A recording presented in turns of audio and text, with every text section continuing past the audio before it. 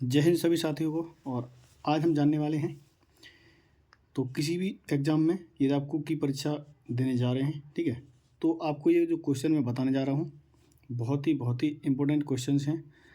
आप लोग क्या करते हैं, कई जगह से नोट्स वगैरह बनाते हैं या कहीं से यानी कि किताबों से या कहीं से देखते हो, तो उसमें आपको शायद ये क्वेश्चन ना मिल पाएँ, ठीक है। तो मैं आपकी हेल्प के लिए ये जो वीडियो बना रहा हूँ, तो आपको इसको अच्छे से 5 मिनट का समय देकर इसको अच्छे से पूरा सा देख लीजिएगा, ठीक है। क्योंकि बाद में स्किप करोगे तो आपको अच्छे से समझ में नहीं आएगा भाई, ठीक है। बाद में बोलेंगे इसका ये समझ में नहीं आएगा, तो सारा कुछ आप अच्छे से देखेंगे। 5 मिनट का समय दीजिए और आपको समझ में आ जाएगा, ठीक है। तो चलिए भाई वीडियो को अच्छे से यानी कि करते हैं शुरू। तो फर्स्ट क्वेश्चन देख लीजिए, अनाज पकाते समय निम्नलिखित में से कौन सा परिवर्तन होता है। तो मैंने इसमें 2 इसके जो आंसर दे रखे हैं, आपको इसमें से राइट छाड़ के लिखना है, ठीक है। तो मैं फटाफट से बता देता हूँ आपको। देखो, अनाज पकाते समय ये आपका है रिट्रोग्रेडेशन, ठीक है, ये आपका जो परिवर्तन होता है, ठीक है। अगला देख लीजिए, भोजन के संरक्षण का मतलब क्या होता है। देखो क्वेश्चन आप अच्छे से पढ़िएगा, हवा में पढ़ोगे तो हवा ही बन जाओगे, ठीक, कोई फ़ायदा नहीं होगा। एक बार अच्छे से पढ़ लीजिए, भोजन के संरक्षण का मतलब क्या होता है, ठीक है। देखो, तो भोजन की गुणवत्ता बनाए रखना, भोजन के अपघटन को रोकना। तो जो भोजन का संरक्षण का मतलब क्या है, भोजन के अपघटन को रोकना। तो इसका ही राइट आंसर ये हो जाने वाला, ठीक है। अब हम अगला देखेंगे, भोजन संरक्षित करने का मुख्य कारण क्या है, ठीक है। तो मुख्य कारण है क्या है, इसके रंग और स्वाद में सुधार, ठीक है, इसके रंग और स्वाद में सुधार, ये इसका गलत आंसर है, ठीक। अगला देख लीजिए भाई, जो मैं क्वेश्चन बता रहा हूँ भाई, बहुत ही इंपॉर्टेंट क्वेश्चन है। अगला देख लीजिए, खाद्य संरक्षण के सिद्धांत क्या हैं, ठीक है। तो इनके ये दोनों आंसर सही है। खाद्य संरक्षण के नियम क्या है, दोनों आंसर आपके सही हैं। एंजाइमों की क्रिया को रोकना, सूक्ष्म जीवों को मारना, ठीक है।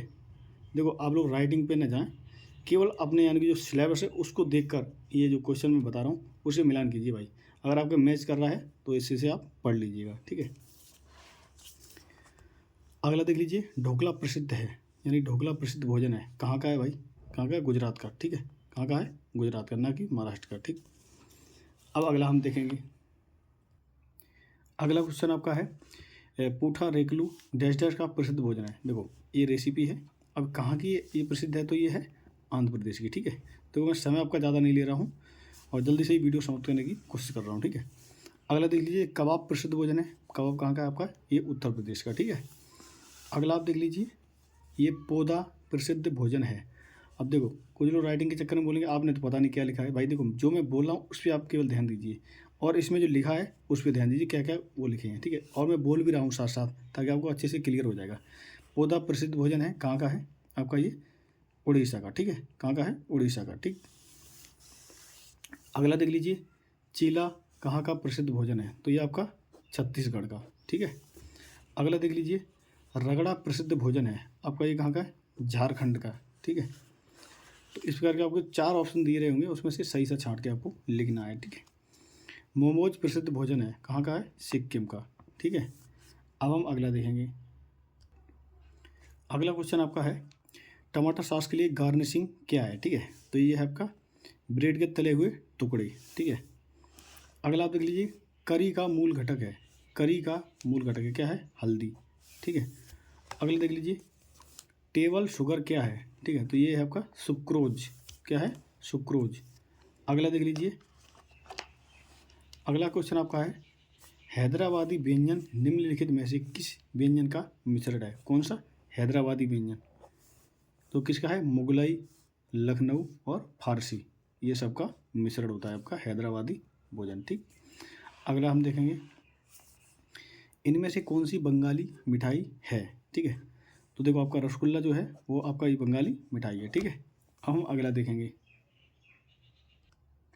अगला क्वेश्चन आपका ये है, देखो इसी टाइप के सारे क्वेश्चन आपसे पूछे जाते हैं और जो भाई अच्छे से यानी कि तैयारी रखते हैं, तो कोई कहीं से भी आप तैयारी कर रहे हैं तो एक बार अपने सिलेबस से ज़रूर मिला लीजिएगा कि सिलेबस में हमारे यानी कि क्या क्या बता रखा है, क्या क्या यानी कि हमसे पूछा जाएगा। अब पता लगे आपको जाना कहीं दिल्ली है और बम्बई के बारे में बता रहे हैं तो गलत है भाई, ठीक है। एक बार सिलेबस से पक्का मिलाते रहिए, आप कहीं से भी तैयारी करें अच्छी बात है। जितना ज़्यादा आप पढ़ेंगे उतना ज़्यादा आपका यानी कि पास होने की चांस रहेंगे भाई, ठीक है। अब हम देखेंगे, तालू को ठंडा करने के लिए इनसाइड डिश में से इनसाइड डिश में से एक साथ गर्म और मसालेदार भारतीय व्यंजन के साथ परोसे जाते हैं। ठीक है, देखो यानी कि एक रेसिपी रहती है कोई गर्मा गर्म, उसके साथ क्या परोसा जाता है जिसको यानी कि तालू को ठंडा करने, वो क्या रहता है आपका रायता।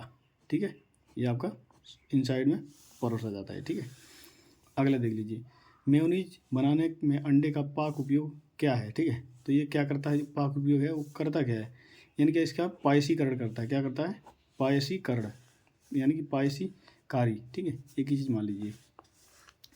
अगला देख लीजिए, एक पारंग चाकू है। जो एक पारंग चाकू होता है वो यानी कि किस प्रकार का होता है, ये देखो, छोटे अवयवों को काटने वाला छोटा चाकू।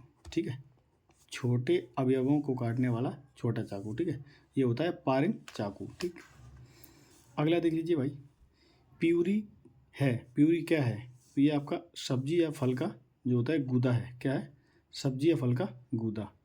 अगला देख लीजिए भाई, किस प्रकार के खाने को गीली गर्म पकाने की विधि के रूप में जाना जाता है, तो ये आपका हो गया ब्रेजिंग। किसका, ब्रेजिंग। ठीक है, अब हम देखेंगे अगला क्वेश्चन आपका है, एक भी यानी कि एक भी भोजन हमें जो सभी पोषक तत्व प्रदान नहीं करता, इसलिए हम विभिन्न प्रकार के भोजन खाते हैं। इस प्रक्रिया को हम क्या कहते हैं भाई, इस प्रक्रिया को हम कहते हैं भाई संयोजन। क्या कहते हैं, संयोजन। ठीक है, अगला देख लीजिए, भोजन खराब होने का कारण होता है।